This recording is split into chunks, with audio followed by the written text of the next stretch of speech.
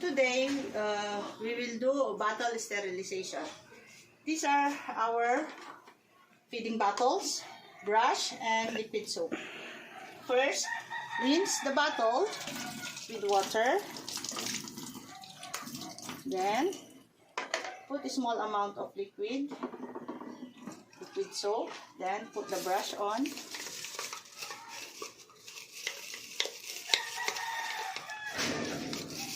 Then, we will use a sponge for the outside layer, outer part of the bottle.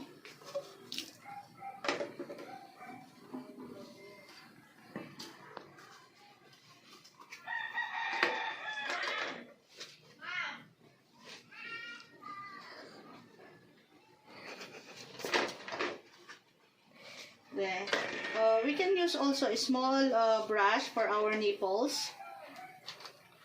Then,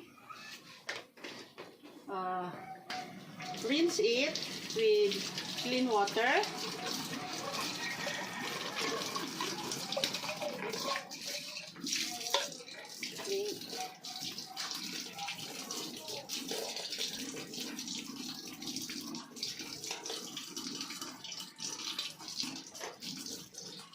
Okay.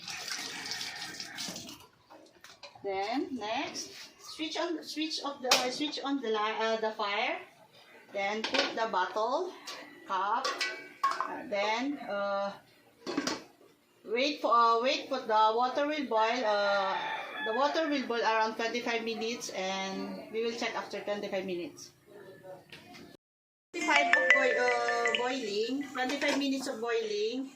Now it's ready to remove the feeding bottles. Put it in a clean cloth. Caps. Now switch is off, and now ready to put the nipple and sterilize for around 5 minutes. We will do preparation for milk formula. First, we need to wash our hands thoroughly. This is our feeding bottle. I put mineral or distilled water. It's up to you. Around 20 ml. Then, it is written on the box of the milk that 2:1. So, 1 scoop, what is this? 20 ml. Then, put now the milk.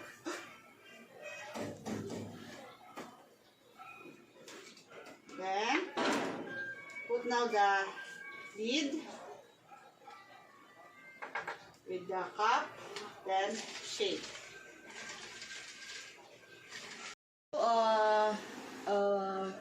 Milk feeding. The baby should be elevated. Her head is higher than her body.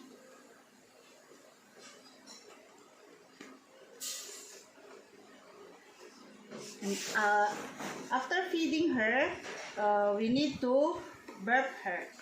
Do like this. Then tap her back until you heard her burping.